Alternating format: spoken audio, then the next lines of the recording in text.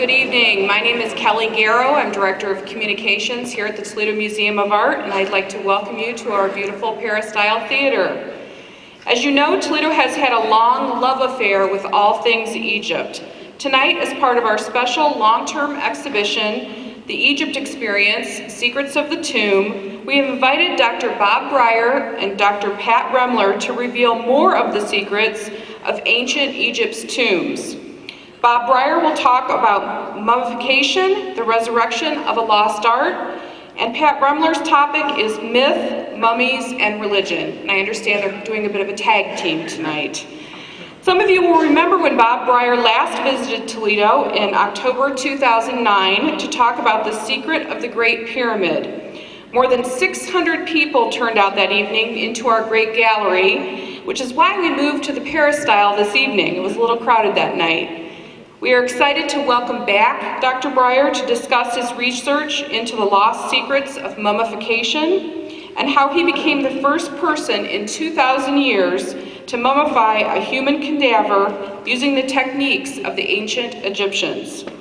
Nicknamed Mr. Mummy by his many friends and fans, Bob Brier is a senior research fellow at the CW Post campus of Long Island University in Brookville, New York. He has studied some of the world's most famous mummies, including those of King Tut, Vladimir Lenin, and Eva Peron. He is the host of a series of award-winning television specials for TLC Discovery Channel, including the blockbuster series Pyramids, Mummies, and Tombs. He has published several books, including The Daily Life of the Ancient Egyptians, The Murder of Tutankhamun, A True Story, and Egyptian Mummies, Unraveling the Secrets of an Ancient Art. The museum store has copies of these books available for you to purchase this evening, should you care to do so. And after the program, in the Peristyle lobby, which is at the rear of the auditorium, Bob Brier will be happy to sign autographs and/or autograph your books. Dr. Pat Remler, in her presentation, will describe the aspects of Egyptian myth and religion that made necessary the creation of mummies as eternal dwellings for the spirits of individual men and women. Patricia Remler is an accomplished photographer as well as a scholar. She was the researcher for the TLC Discovery Channel 3-part documentary series, Pyramids, Mummies, and Tombs, the 6-part series, The Great Egyptians, the 1-hour special, Napoleon's Obsession, The Quest for Egypt, and the 3-part series, Unwrapped, The Mysterious World of Mummies. She is the author of the book, Egyptian Mythology, A to Z, now in its 3rd edition, and copies of this book will also be available for purchase and autographing in the Peristyle lobby. The event this evening is sponsored by the museum and its many contributing members who make our programming possible. It is one of a series of programs planned in conjunction with our current exhibition, The Egypt Experience. The exhibition will be on view through 2011 thanks to the support of its sponsors, Buckeye Cable System, Taylor Cadillac, and the Ohio Arts Council. Please join me in thanking our sponsors and also welcoming to the stage tonight's speakers.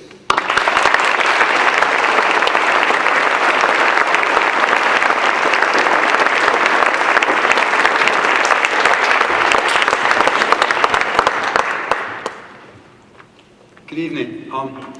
Let me explain the tag team part of the talk tonight.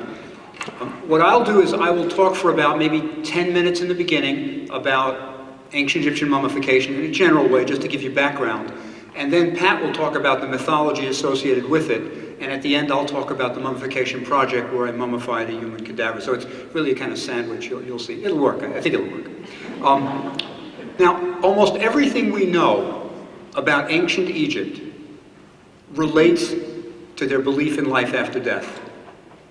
The pyramids, the only reason we have them is to preserve the mummy of the pharaoh. Right? That was the reason the pyramids were built. They weren't observatories, they had no other purpose except to make sure that mummy was preserved. Now, the reason we have these beautiful coffins, and there are a couple in the exhibit, as you know, here at the museum, the reason we have these beautiful coffins is to protect that mummy, because the Egyptians were resurrectionists. They believed that you were literally going to get up and go again in the next world. So you had to preserve the body. And to make sure that it was preserved, you have a coffin inside a coffin inside a coffin. It's plans A, B, and C, right? And often they were placed inside a stone sarcophagus. Now, this is a very early mummy. It's a natural mummy. Mummies come in two flavors, natural and artificial. Nothing has been done to preserve this body. It's a pre-dynastic burial. It's before there were pharaohs. This mummy is probably 6,000 years old. All they did was dig a pit in the sand, place the body inside with a few grave goods. There are a few beads, you can see necklaces, a few pots, things like that. They would put it inside the pit, cover it with sand, and then it would dehydrate naturally. And that's what preserved it. If you can dehydrate a body quickly, that will preserve it. Because bacteria that eat the tissue need moisture. If there's no moisture, the body will be preserved. That's why you can have things like dried blueberries in your cereal, right? It's really a mummy of a blueberry, right? It's a dehydrated blueberry with its soft tissue preserved. So this is the earliest kind of mummification. Natural mummies simply put in a pit and covered over with sand. The hot sand dehydrates it quickly enough that it's preserved.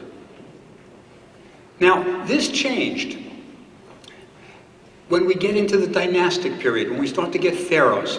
Now, what we're looking at here is a tomb called a mastaba. It's Arabic for bench, because it looks a little bit like a bench. You can see that.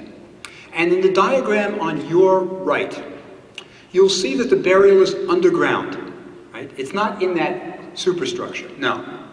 They're still burying the body in the ground. But the difference is, you know, when you bury something in the sand, eventually that sand is going to blow away. Animals are going to find the body, and it'll be destroyed. So they knew they had to do something to preserve the body. So they decided to build a superstructure on top of the sand pit. And that's your early mastaba. So you still have the burial in ground, but then you have a little superstructure above it to protect it. Now, eventually they became more elaborate. And what we're looking at in this one is they've gone all the way to bedrock. It's no longer a burial in sand. They're burying it in a subterranean room, a little tomb, and then they put the superstructure on top. Now, the problem with that is the body is removed from the hot, dry sand, and it doesn't dehydrate anymore. And they saw these bodies started to rot. They started to decay. So they had to do something to preserve the body. And that's when we go to artificial mummification. Because the body wasn't in contact with the sand, it wasn't dehydrating, it was decaying. So what they had to do was dehydrate the body artificially. And that's what an artificial mummy is, basically. Dehydrated by unnatural means. Now, the mastaba grew until someone got the idea, let's put another mastaba on top of it, and then another mastaba, and you get the step pyramid of Saqqara. It's simply a series of mastabas, one on top of the other. Now that mastaba, right, step cake, you know, like a wedding cake, that's going to become the true pyramid. So the whole evolution of pyramid building comes from the belief in life after death, and you have to protect the body. So you've got a mastaba, another mastaba on top, and then you fill in the steps, and you've got a true pyramid. But you have to mummify the body artificially. This is an artificial mummy. This is Ramses the Great. Right? He's 3,300 years old, and he's still recognizable. And a little bit later tonight, I'm going to talk about how they did it in detail. But I want you to just look at it. And the thing that's amazing about it is that if you knew Ramses, you would recognize him today. He still looks like he looked 3,300 years ago. Still has his hair, recognizable features. And this is really, you know, it's an incredible thing. In no other civilization, no other ancient civilization, can you actually see the rulers, right? Or think about it. Ramses is the Pharaoh of the Exodus. That's the only face from the Bible you will ever see, right? But that's a triumph of Egyptian craft, and I'll talk about that a little bit later. Now, the curious thing about this Egyptian craft is that the Egyptians never wrote down how they did it. It was a trade secret, passed from father to son. We have no papyrus that tells you how to mummify a human cadaver. The closest clues we have are a few tomb paintings. This is a painting in a tomb, right? It's a drawing of it. And it's kind of interesting. It doesn't show the surgical procedures. It doesn't show, removing the brain or taking out the internal organs. But it does show an embalmer's workshop, right? They are working. Now, let me just see. Is there a laser pointer up here? Maybe not. I'll describe it. It'll work. When I looked at this painting, I thought, this rings true. It looks right. It really does. I bet she's going to get a pointer. She shouldn't have to do that. It's sweet of her. They're wrapping the body, right? Already the surgical procedures have been done. It's been dehydrated. And they're wrapping it. But you know what you can see? It's not on a table. It's on two long blocks. And that's because it makes it easier to wrap. If you have your bandages and you're going around and around, you don't want to have to lift the body off the table all the time and then down again, up again, and down again. So that rings true. And what the fellow over there is doing is, he's got a little bowl in one hand, and he's got a brush in another. And he's gluing the wrappings on with resin, tree sap. That's how they did it. Now, another thing we know is they sometimes poured resin into the cranium after they removed the brain. And look in the upper right-hand corner.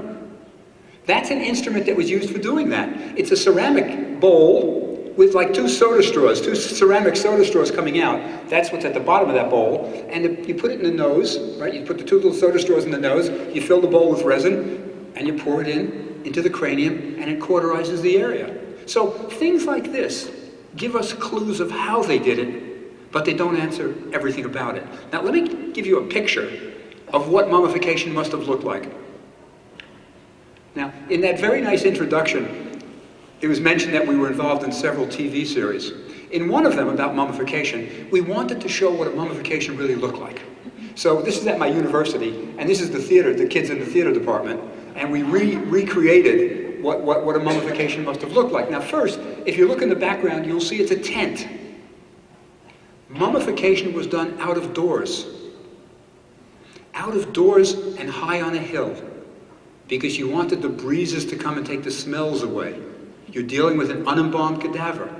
Chemicals, right? So it was done in a tent, and these are shaven-headed priests. Priests always shave their heads. But if you look on the right, you can just barely make out somebody who's got an Anubis mask on. Anubis was the god of mummification. Now, I'll show you a close-up.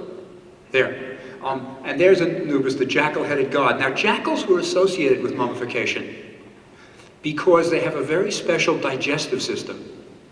They can't digest fresh protein.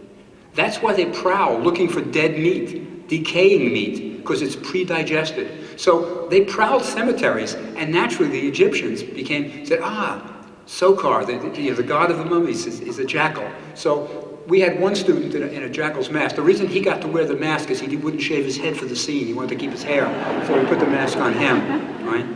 Now, let me say this, and this is just a brief introduction on mummification. I'll talk more later. I want Pat to tell you something. But the important thing to remember right now is this. There were two aspects to mummification. One was the physical procedure, preserve the body, and we'll go into that in a little while. But the other was religious ritual. You had to have both to resurrect. You needed rituals, magical spells, all kinds of things, or else you weren't going to make it to the next world. Now, I don't know much about mythology, but Pat does, and Pat will tell you about the mythology associated with mummification, and I'll come back a little later and do the mummies. So that's our tag team. Okay, Pat, here you go. You're on.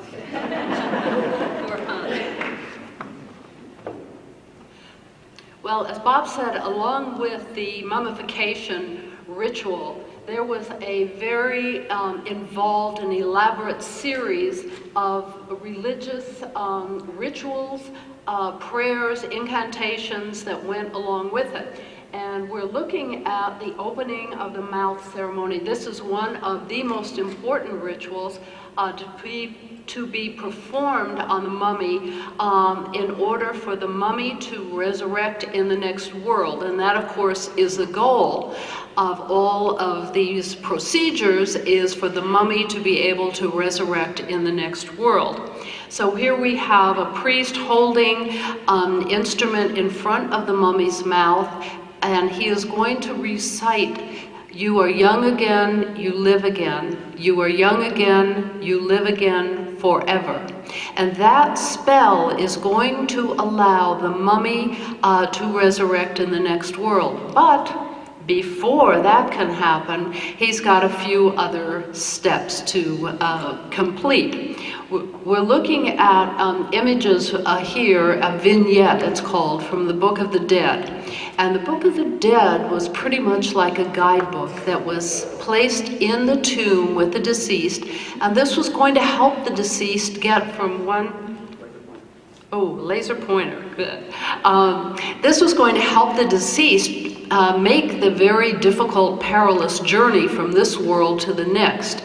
The scene we're looking at right now is the weighing of the heart ceremony, and this was a one of the most important ceremonies that the deceased had to complete, because without this he was not going to make it to the next step, nor was he going to resurrect. So let's point this out. We have a scale. Over here we have the heart of the deceased, and over here we have a feather. Now, the idea is that the heart of the deceased had to be pure. It had to be free of any evil doings, bad doing, and it had to be able to balance against a feather of truth. So prior to this, the deceased has gone through a negative confession where he says, "I have not blocked the irrigation ditches. I have not stolen from the widow and the orphan."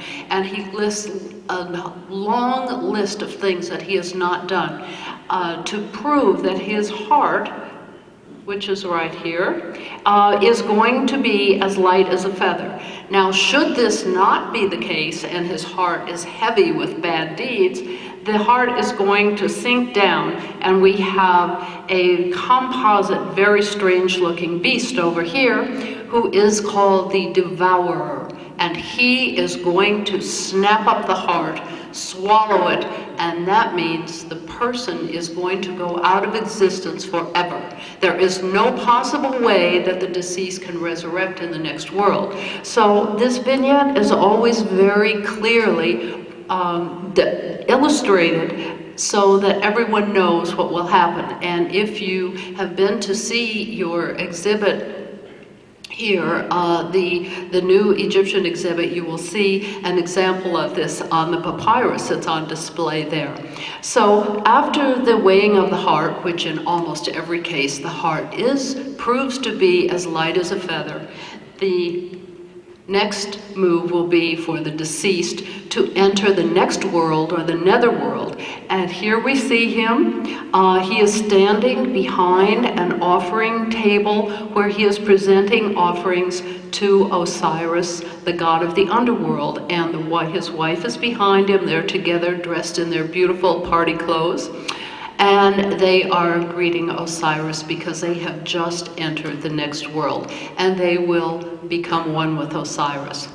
So this is a fairly complicated idea, and the thing that we want to look at tonight is, where did these ideas come from? Where did the idea of Osiris being the king of the underworld and mummification and resurrection develop? And so, in order to look at that, we're going to take a step back, sort of to the beginning, at one of Egypt's early creation myths. Now, Egypt, of course, had more than one creation myth.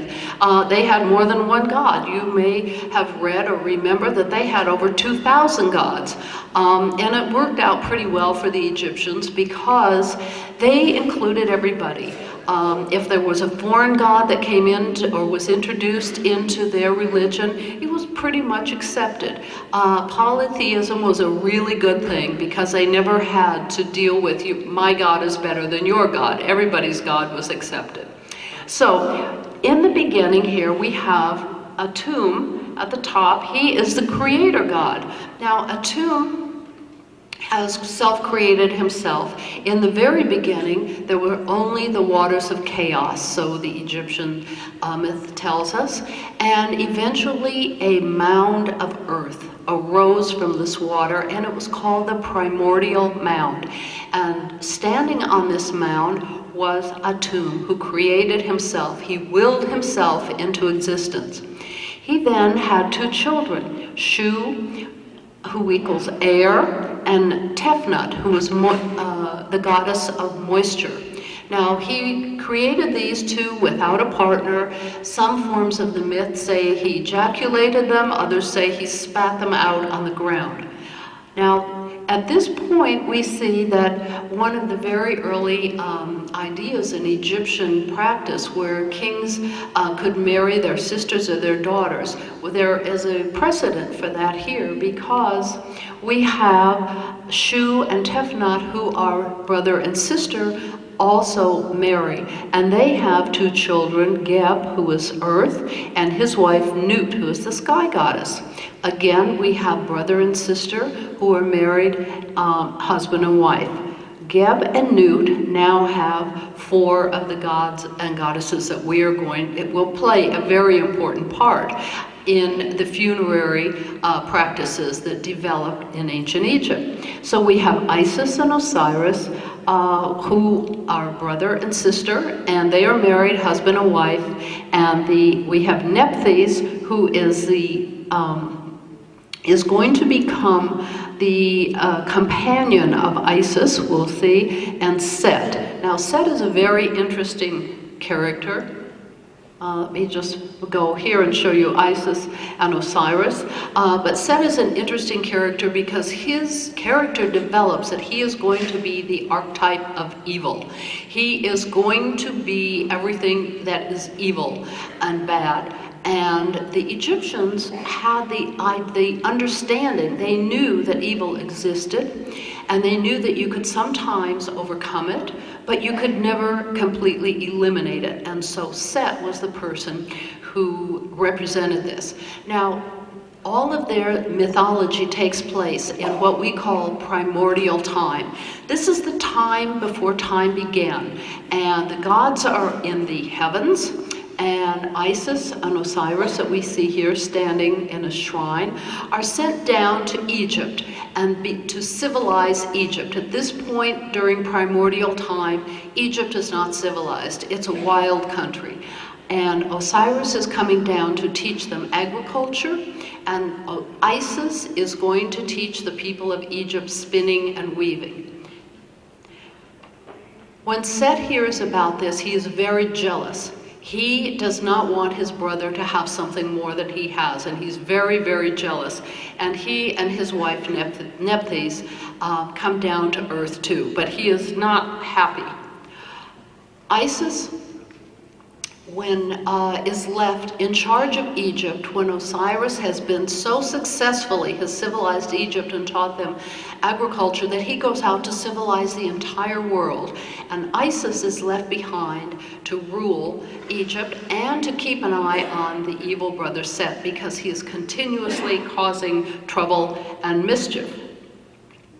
And Isis, we will see, or if you study mythology, she goes on to become one of the most important deities in all of ancient Egypt. And when the Greeks and Romans come in and are ruling Egypt much later in Egypt's history, Isis is primarily the goddess who lives on, and both the Greeks and the Romans accept her into their pantheon.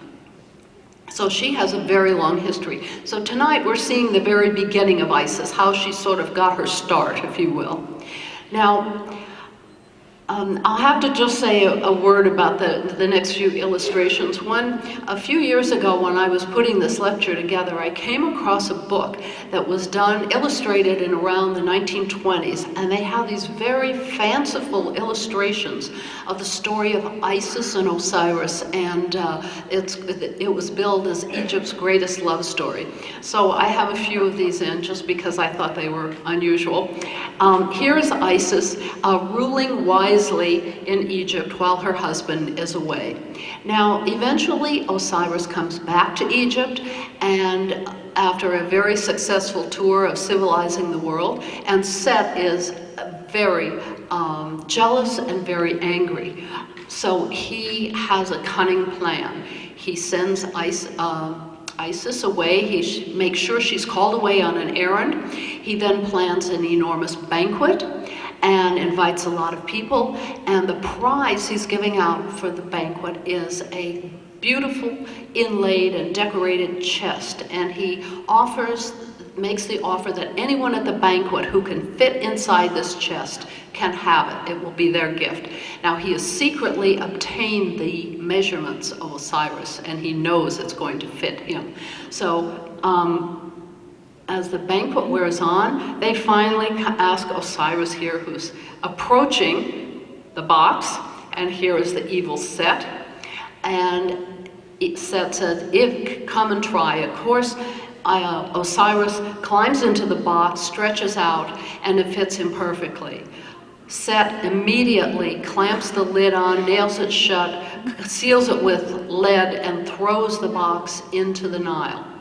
A huge storm occurs in the Nile, and it washes out to sea, and this chest that has Osiris, the body of Osiris in it, washes up on the shores of Byblos in Lebanon, and it ends up in a tree branch, and the tree grows to enormous size, and so the box is encased in the tree trunk. And at this point, Isis does not know where her husband is. She searches all over Egypt, lamenting and crying, begging the other gods to help her, and she has a dream one night. Then she sees her husband in this box and sees him, but he is not in the tree, he is in a pillar. It seems that the king of Byblos was building a new palace. He cut down the tree, and that became one of the pillars in his palace. So we have Osiris in a box, in a pillar, in a palace. Isis then travels to Byblos and manages to meet the handmaidens of Queen Astarte, who invite her back to the palace and want to introduce her to the queen. And the queen is so taken with the beautiful goddess Isis, not knowing she's a goddess, and asks her if she will stay on and be the nursemaid to her newborn son. And so here we have Isis sitting here looking up at the baby and the queen and all the little handmaidens around. Now, eventually, the queen discovers that Isis is not just a handmaiden, and Isis confesses that she's there because her husband is in this box in the pillar in the palace. And the king and the queen agree to cut the pillar down. They open it up and give Isis the box that contains the remains of her husband. And she brings it back to Egypt.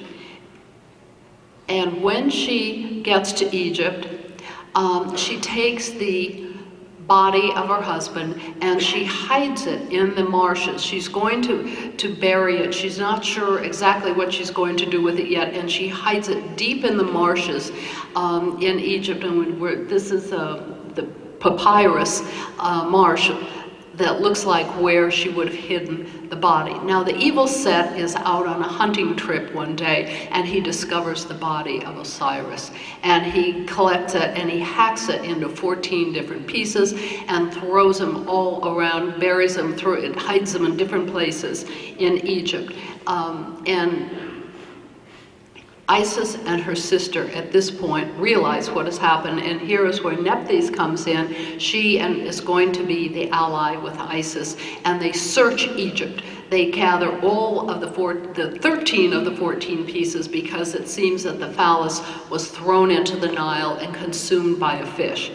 So at each point that they find a body part, they conduct a funeral and they raise a shrine. But she secretly brings all of the body parts back, and she is going to reanimate her husband.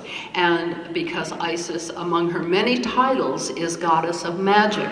So here I'm sorry for the poor slide, but this is a photograph of a Temple of Dendra where you can see this scene happening. We have Nephthys here, kneeling over the body of Osiris. We have Isis here in the form of a bird, and she is saying the magical spells that will bring the body parts together and reanimate her husband. She also fashions a phallus for him, and in this section, as the bird, she hovers over, and magically she is impregnated, and she is going to have their child, which will be Horus, the falcon god. In the meantime, she is able to bring her husband to life, but he resurrects not in this world, but he resurrects in the underworld, the next world, and he is going to be the king of the underworld.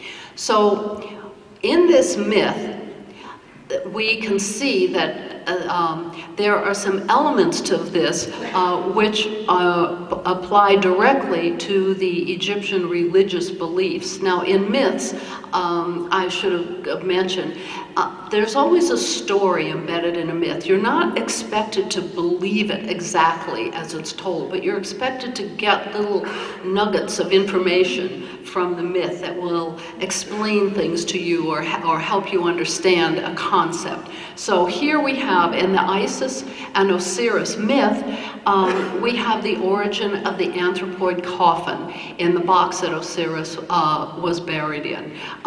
Then we have the idea that Isis found her husband on foreign soil, brought him back to Egypt. He had to be buried in Egypt. And this is a concept that pervaded all of Egyptian thought, all of religion. Everyone wanted to be buried in Egypt. They would not want to die or be buried on foreign soil. The body had to be intact.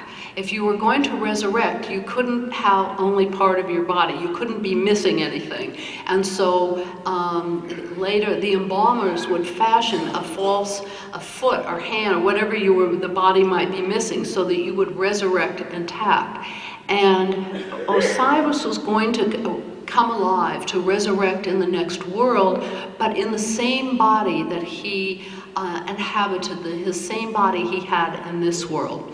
So these were the ideas that were taken from the myth and that were applied to the religion. Now, of course, when the Romans took over Egypt and made Egypt a province of Rome, and Christianity became the religion, all of this died out. No one could read hieroglyphs anymore. There was nothing was known really about the religion, and the idea of mummification, although it was fascinating, no one knew exactly how to do it. And that's where Bob will now tell you about his project where he mummified a human cadaver in the ancient Egyptian way.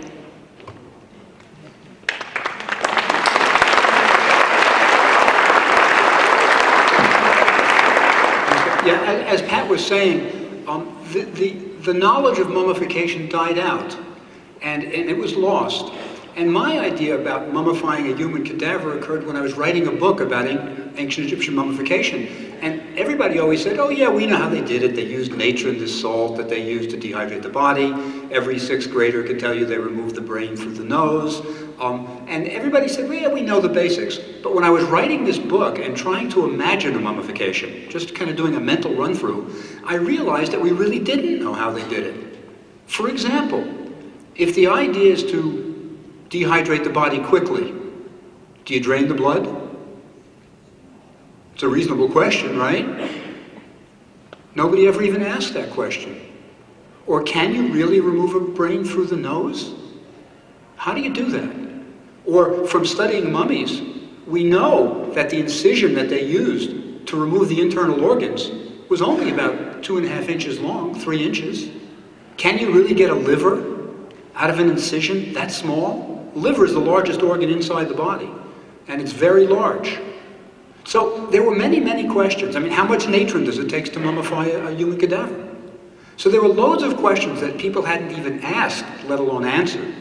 So at some point I realized the only way to really figure out mummification was to do one. Right? So that's when I got the idea to mummify a human cadaver in the ancient Egyptian way. Now, to make it a reasonable project, we had to make sure we did everything in the ancient Egyptian way. Absolutely everything. So, let me go forward. That's Osiris, you can't fool me. That's me, you can't fool me either. This is Egypt. It's not what you usually think of as Egypt. It's a natural lake in a place called the Wadi Natrun, the riverbed of natron. Now, natron, as I mentioned, is the salt that was used to dehydrate bodies. It's basically sodium carbonate, sodium bicarbonate, sodium chloride. It's baking soda and table salt. It's a naturally occurring compound, and that's why I'm here, to gather my natron for the mummification project. Right? This is where the ancient Egyptian embalmers went, and this is where I went. Now, I'm gathering a little sample in a baggie there, right? But I wanted to do a chemical analysis to make sure that I had the right stuff, right? There's my little baggie. And then once I saw that it was natron, I dug it and I brought it back to the United States. And that was, by the way, the hardest part of the project, bringing 400 pounds of an unidentified white powder through JFK. But anyway, we did it. So I gathered my natron there. Now, we needed tools. One of the sources we had of how the Egyptians mummified was Herodotus, a Greek tourist, right, who was in Egypt around 450 BC, and he was told how they did it. One of the things he said was they used a sharp Ethiopian stone for the slit in the abdomen. Now, a sharp Ethiopian stone is obsidian, black volcanic glass. That's what they used. So we got somebody from the American Southwest to flake our obsidian blades, and this is what we used, right? A simple flake. Now, let me say something about this obsidian, which is remarkable. These obsidian blades are sharper than a surgeon's scalpel. They are 1/4 the thickness of a surgical steel scalpel, right? If you are having bypass, have your surgeon use one of these and not a scalpel. It is better. It is better. There's a famous archaeologist, Blexley, who was an expert on flint and various stone tools, and when he had a quadruple bypass, he flaked his own obsidian blades and had a surgeon use them. Right? So they're really quite good, because when you use a scalpel, it actually does some damage. It tears. It doesn't make this makes a beautiful slit. So anyway, we're going to use that. We also made bronze and copper knives, just like the Egyptians. They didn't work very well.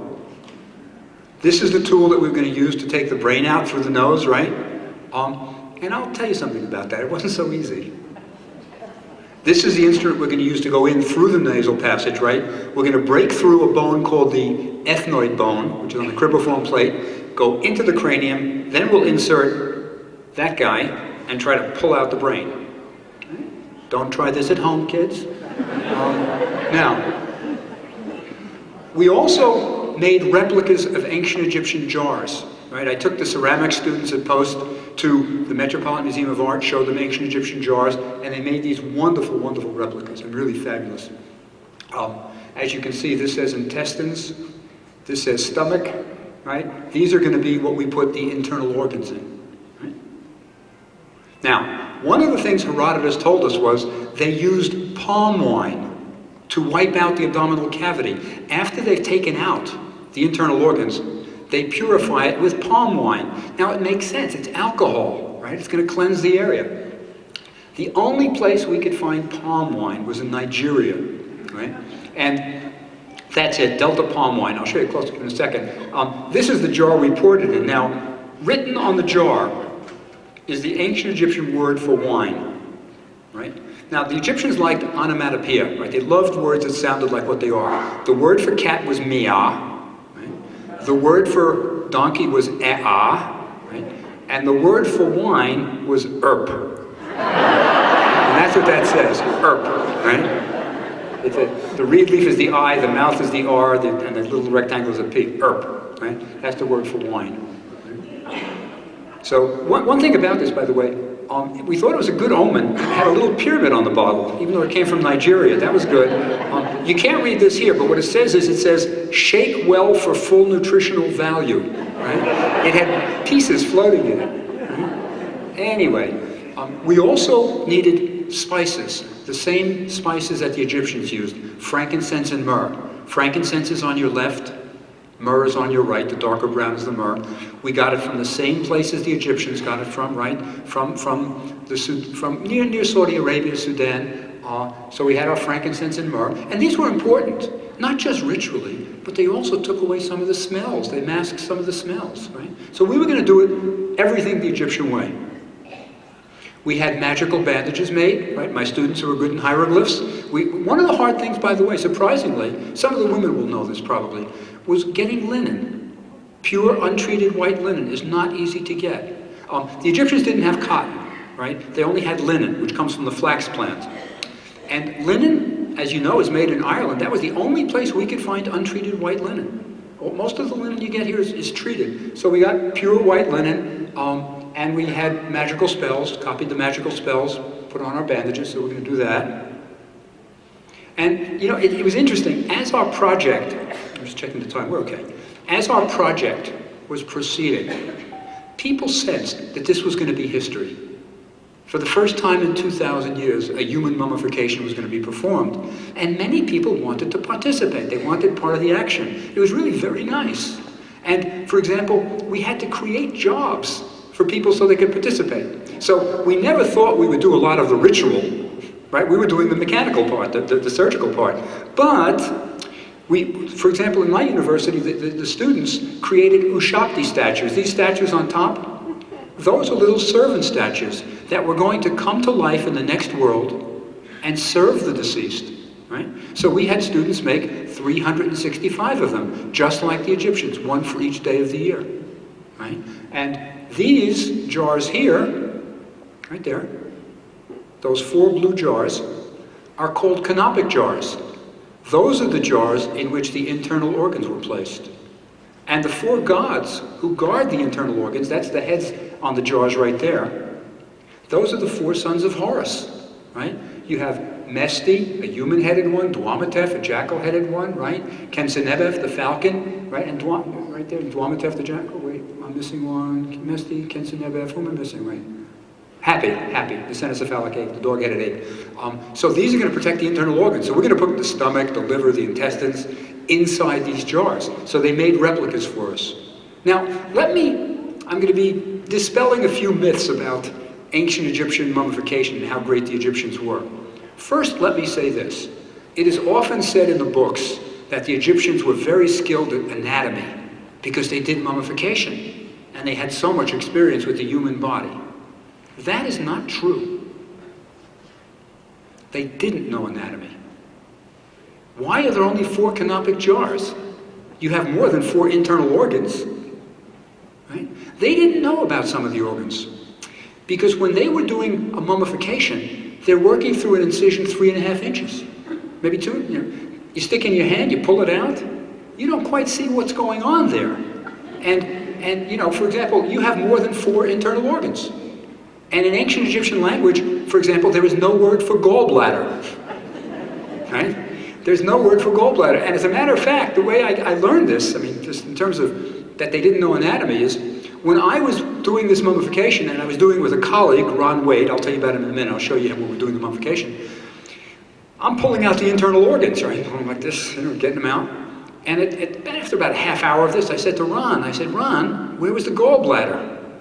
And he said, it came with the intestines, it came with the mesentery. Now, I hadn't seen it, it's all a mess, it's tangled, and you don't see it. And the Egyptians didn't see it either.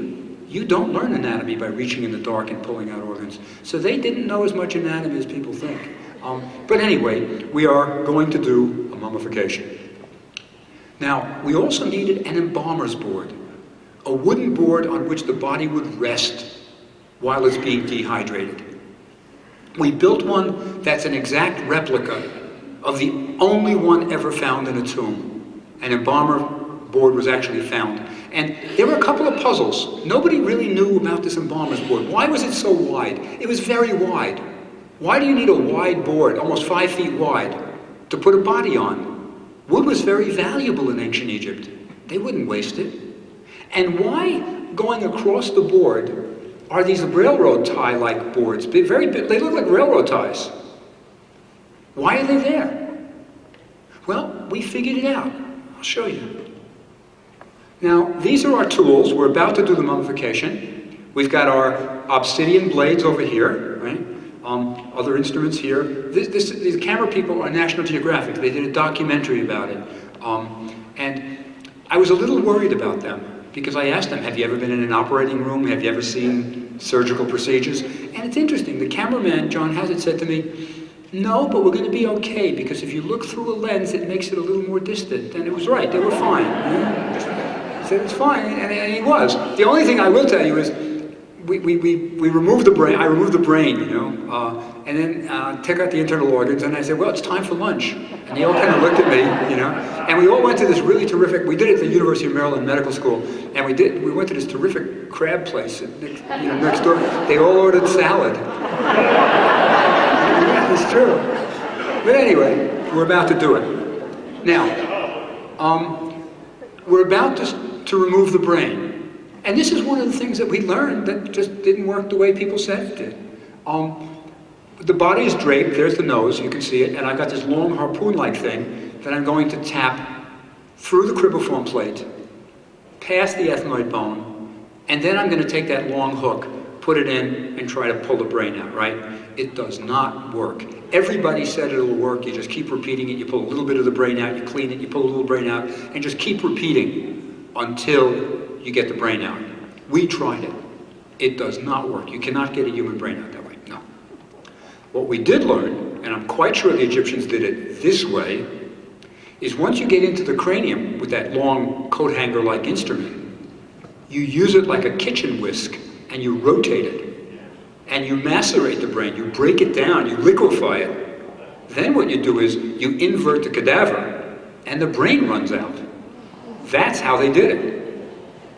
And that's why you never find a brain in the canopic jaws or anything like that. Because it is. Now, let me say something about, the brain is the only organ they threw out. They threw it out. As Pat was saying, you had to have your body complete if you're going to resurrect. And they threw out the brain. But it's not so crazy. As she was mentioning, they believe you thought with your heart. That's why the heart is on the scale, the balance against the feather of truth. And that's not surprising, because when you get excited, isn't it your heart that beats quickly, not your brain, right? So that's why on Valentine's Day you send little chocolate hearts, right? You really should be sending little chocolate brains if you really think about it. You should. But anyway, so we realized that the brain would come out only after we broke it down, inverted the cadaver, and that's what we did. Okay? Now the question is, how do you know when you've got all the brain out? Because you can't leave any brain in or else it'll putrefy. We couldn't x-ray, that would be cheating. The Egyptians didn't do it that way. So we figured out how they did it. What we did when we removed the brain, inverted the cadaver, runs out. We then took pure white linen, thin strips, thin. And we took the coat hanger instrument and forced it through the nasal passageway into the cranium and used it like a swab. And you pull it out, and it comes out a little bit bloody, a little bit of gray matter, and then you take another one, you put it in, and when it finally comes out clean, you've got all the brain. That's how they did it.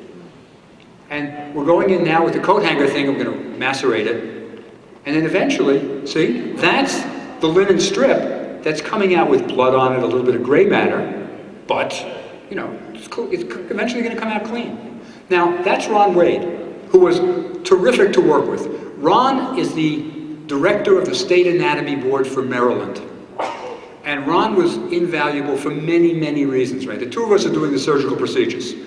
Now, first, Ron knows more anatomy than I will ever know. But even more important, Ron is small. And you're working through a 2.5-inch incision or so, a 3-inch incision. I've got big, clumsy hands, And I'm doing some of the procedures, but when it got really tough, like, for example, getting the lungs out, right? Where you're going through the diaphragm, right? All the way into the thoracic cavity, right? From the abdominal into the thoracic. Ron was like Plastic Man with these little hands going up and pulling the lungs out. He was fabulous. So he really was crucial. Now, we are about to take out the internal organs. We've removed the brain. And there you can see the size of the incision. This is the abdomen, there's the belly button. We got the abdomen here, and we've got a little red line to mark where I'm going to make the slit, and just to show you, it's about 3 inches. Now I've got in my hand one of those obsidian blades, and with a very gentle swipe, I'm into the adipose tissue, I'm into the fatty tissue. One more swipe, and I'm right into the abdominal cavity. Very sharp. Had to relearn surgical skills, you know, used to surgical scalpels. This thing is much sharper. So we're in there, and now we're taking out the organs. Now, one of the things nobody knew is what is the order in which organs come out? What are you going to pull out first? How does it work? Well, that's the first organ that came out. What organ is it? Anybody know? Spleen. It's the spleen, right? One of those forgotten organs that doesn't have a canopic jar, right? But that's the spleen. The reason it's so dark and red is the spleen is basically a bag of blood, right? That's what it is. So it's very dark and red. We're now taking, the intestines are coming out, right? And now we're dehydrating it, right? We've taken out the brain, we've taken out the internal organs, we're going to put it all in natron. Then we're pouring in the wine to wash out the abdominal and thoracic cavities. Just like the Egyptians, the only organ we left inside was the heart. They left that in because you had to think when you got to the next world to say the magical spells so you'd resurrect. And could literally get it all together. So we are pouring wine in there, right? And now we're about to dehydrate the body.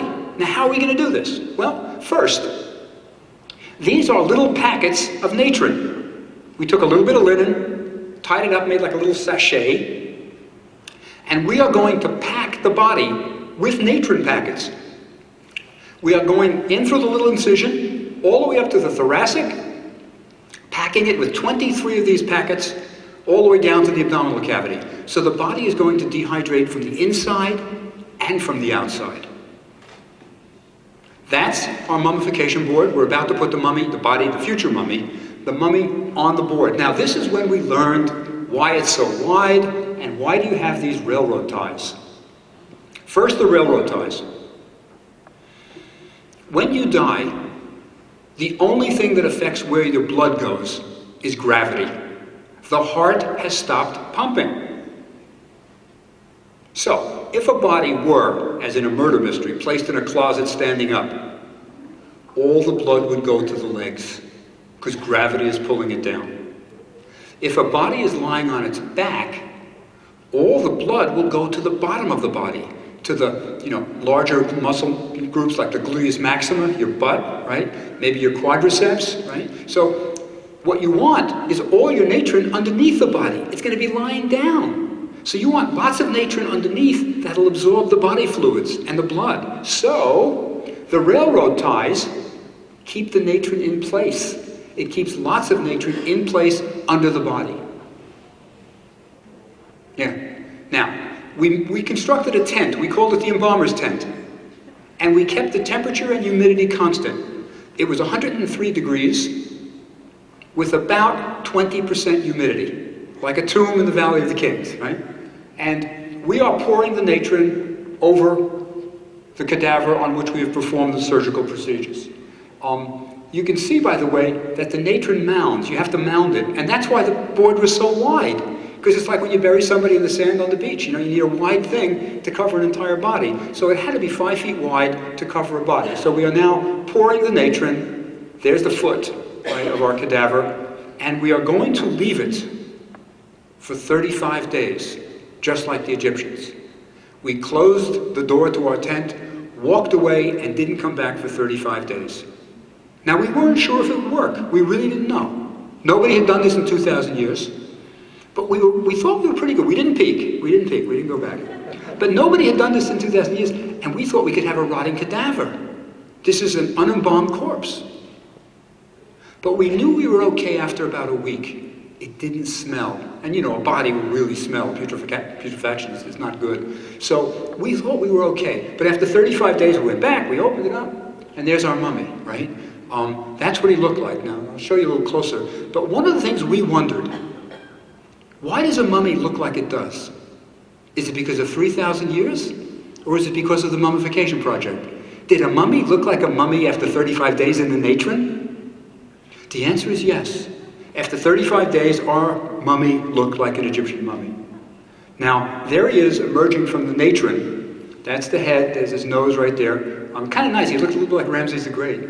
He has that kind of nose, and he's emerging. There he is, there's the mummy's hand, leg, and we're wiping the natron away. Now we're examining him. Right? Those are the internal organs after 35 days. Right? So our mummy was pretty good. The one thing we noticed, there was still a little bit of moisture left in the body. A little bit in the larger muscle groups, the gluteus maxima, as I said, there was a little bit of moisture left. We weren't sure what to do. Should we put more natron on him and really dehydrate him? Or should we wrap him and see what happens, put him back in the tomb? We decided to wrap him, put him back in the tomb, just precursorily, just to see what happens. Now let me show you. I'm wrapping him now. That's not blood, by the way. That's resin, right? That's just resin. I'm using it as glue to adhere the bandages, right? Because, you know, when you have a cadaver, you don't get a lot of blood because the heart's not pumping. There's no. So we got him, we're just wrapping him a little bit. Now at this point, by the way, he went in at about 180 pounds and he now weighs about 55 pounds, right? Remember, you're mostly water. And when you dehydrate, that's what happens, you lose your weight. So he's about 55 pounds. And this is where we got our surprise. We put him back, let me go back one. That's how we wrapped him that way, okay? We put him back in the tomb for another 2.5 months to see if he would decay. He didn't. He came out, had lost another 15 pounds, right? Getting lighter. Now he was really dehydrated. So now we were going to wrap him finally. And we had decided to wrap him like a pharaoh of the 18th dynasty. There were different wrapping techniques. We were going to give him top-of-the-line 18th dynasty wrapping. And we started to do it. And actually, Pat did the final wrapping. She's the only person in 2,000 years to wrap a mummy. We started to do it, and we couldn't. We wanted to put his arms across his chest, like Tutankhamun in the famous, pictures. And we couldn't bend the arms. They were so stiff, we would have broken the arms. And that led us to a discovery. The goal of mummification, putting the body in natron for 35 days, wasn't to dehydrate it completely. No. It was to dehydrate it just enough so that it wouldn't decay, but it had enough moisture that you could position the arms and legs and do what you wanted with it. Right? So we, by dehydrating completely, couldn't do that. We put the arms down at the legs, and then we wrapped them. So let me show you our mummy. Now, this is our mummy as he is today. Right? It's now, I think, something like 14 years after the fact. We have kept him at room temperature, no special preservation, for 14 years. Every other year we go back, we take tissue samples to see if there's any fungi, any bacteria, any kind of infestation, and so far nothing. So far it looks as if we've done it right. I don't mean to say we've done it perfectly. There are other things. I'm hoping in the future people will also mummify other cadavers. It's a difficult procedure, but somebody can do it better than we have. But right now it looks like we've really figured out pretty much how the ancient Egyptians mummified. And let me emphasize, the goal of the project was to learn about 3 different areas. 1, surgical procedures. We did that. Figured out how to remove the brain. Can a liver come out of an incision that big? Yes, it can. It pops out a piece at a time, in a sense. I don't mean it breaks off. The liver has lobes, and a lobe comes, it deforms, you push it, another one comes, and then it finally comes. It's almost like giving birth, really, and it comes. So you can. So we learned about the surgical procedures. We learned about the tools of the embalmers, right? Using obsidian, using that coat hanger-like thing, all that. And we learned about the use of natron. How much natron does it take? 400 pounds. Right? So in all, it was a successful project, but it's ongoing. It's not over. This mummy, we feel, will remain, as it is for decades. Some scientists want tissue samples from it. We're using it to figure out DNA, why we can't get DNA out of Egyptian mummy very well. We'll try to sequence our mummy, because it doesn't have 3,000 years, but it has been mummified. So it's an ongoing project, but I think now we do know the basics of mummification. Thank you.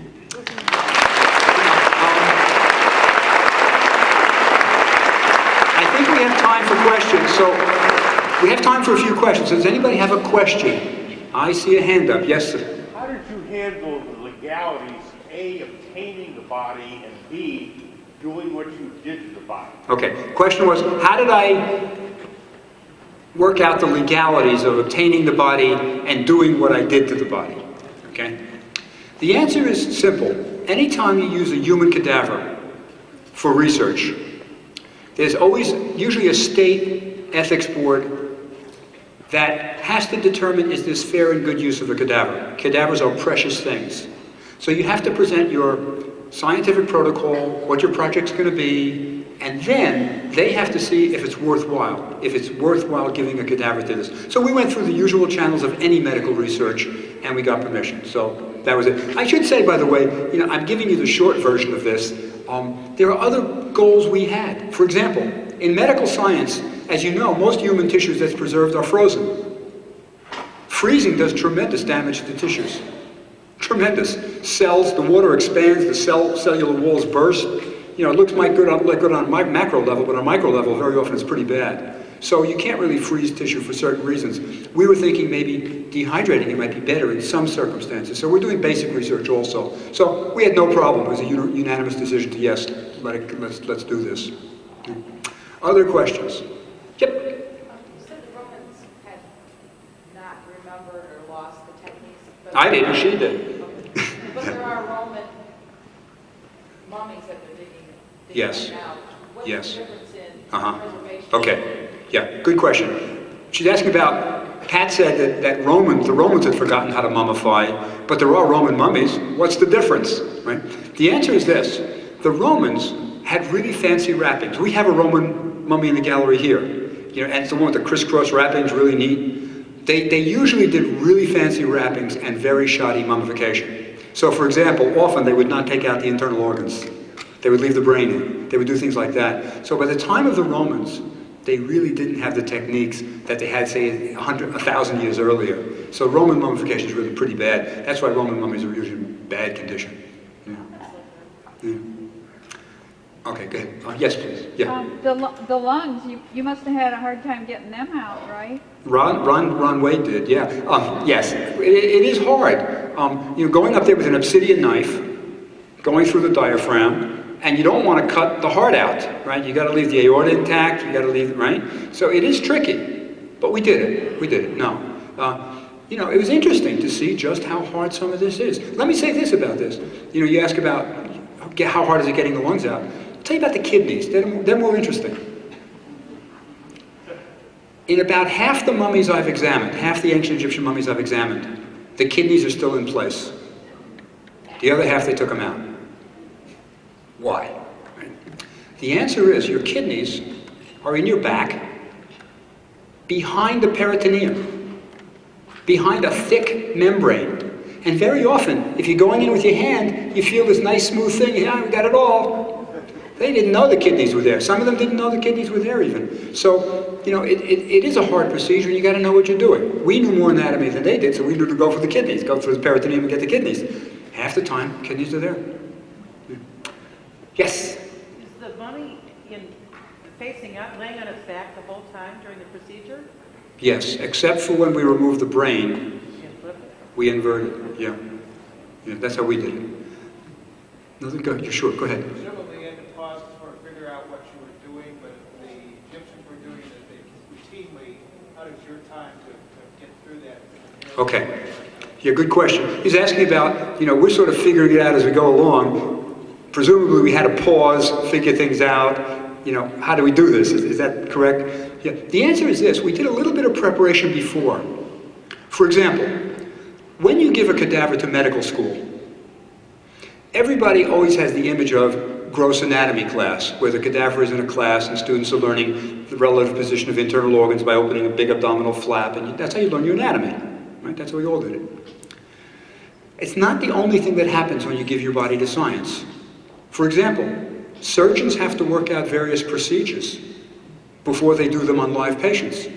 Simple things like knee replacements, even cosmetic procedures. Surgeons work them out on cadavers. And often a cadaver is sectioned. So the knees will go to the knee guys, to the orthopedic guys. The head will go to the cosmetic guys. And everybody works on these. Now, we obtained 2 severed heads that the cosmetic guys had worked out procedures on. And we tried the brain procedure about a week before we had our real cadaver to do it. So we did a little bit of fiddling around. That's when we realized, you can't get a brain out this way. We tried all kinds of things. For example, we tried, first of all, pulling it out with the hook. Didn't work at all. Then we figured, let's aspirate. Let's put some water in and really squirt it in and maybe it'll come out. No way, it just builds up behind the eyes. So we're doing all this stuff. So we did quite a bit of preparation before we really did our cadaver. Yeah, go ahead. How long did it take you to make the mummy? How long did it take us to make the mummy? Basically, it really did take about 35 days. The surgical procedures was 1 day. Did everything in 1 day. Then we put it in nature for 35. And that we could have been done almost. But then we put it back for 2.5 months just to dry it out. But the Egyptians had a religious sort of tradition. The body had to be placed in the tomb on the 70th day after death. So they had 70 days at most. But most of that was religious ritual, as Pat was saying about. Time for one more question, then I'll sign books, or we'll sign books or whatever you want. Go ahead, young lady. Yes. This thing about the heart, now you said you left it in, but in the myth, it's weighed against the feather. Mm-hmm. Yes. So, Sometimes myths aren't exactly consistent. I mean, the question was about, in the myth, the heart is weighed against the feather. And it may be allegorical. It may be, is your heart really light? Is it, that kind of thing. But it's a perfectly good question, but, it doesn't always work. Okay, go ahead, one more. Go ahead. is the natron reusable? It takes Great question. Is the natron reusable? No. What happened was when we did our mummification, that natron was almost like concrete. We had to use an iron bar to pry it off. It's not, and so no, it is not reusable, which shows how expensive mummification was. I mean, 400 pounds of natron for every mummy. I'll tell you, but what that means is if you're going to the Wadi Natrun, you've got to haul it on donkey back, right, to wherever it's going. This is an industry already. This is a major industry, hauling the natron back and this and that, and it's not reusable. So only the wealthiest got the full treatment. The poorer person didn't get this full treatment of natron. Maybe they used sand for the poorer person or whatever, but only the wealthy got the natron. Yeah. Okay, go ahead, yes. How many mummies per day might have been mummified? It's a good question. How many mummies per day might have been mummified? Well, I'll give you this way. I thought about it. How many mummies are there in Egypt?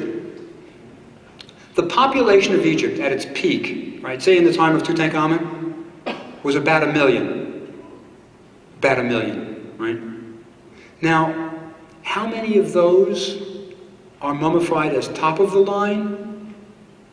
Maybe at most, 1%, right? Maybe at most 1%, something like that. So maybe you got, 10,000 every generation at most, or something like that. So I think you have a couple of million mummies in ancient Egypt over the course of 3,000 years, of really good ones. Then you get other ones. There were mass pit burials. And sometimes if it was in a if it was in a really dry area, the body will dry up very quickly and be preserved naturally. But, you have millions. You do have millions. Okay, I'll give you one more question. Go ahead. The last question. Then okay, go ahead. I read that King Tut had a incision on the back of his head, and that was something from his brain? Yeah, I don't think that's true. I wrote a whole book about the murder of Tutankhamun where I suggested that he was killed, and he does have a hole in the back of his head. He does. Not an incision, but it's a hole. And this was discovered in an X-ray, an early X-ray of Tutankhamun's, and I think it's a blow to the back of the head, and that perhaps, just perhaps, it's only theory, he was murdered. Now, it would be very, very, very, very unusual to remove the brain through a hole in the back of the head. It just didn't happen in ancient Egypt. It would be surprising if he was like the only one, two in the world. So my hunch is that this is really the result of a trauma of some sort. So I don't think the brain, but you're right, National Geographic in the magazine said that. It's interesting, by the way, because, I published a book about this, The Murder of, I think it's one of the books they have up there even, The Murder of Tutankhamun, where I describe it all and I say it. And then, Nat Geo does this thing and they never mention the hole in the back of the head. The only way I learned it, was when I saw it in the magazine. But the people who x-rayed them never talk about it, but it's there. It is there. It is. Anyway, thank you.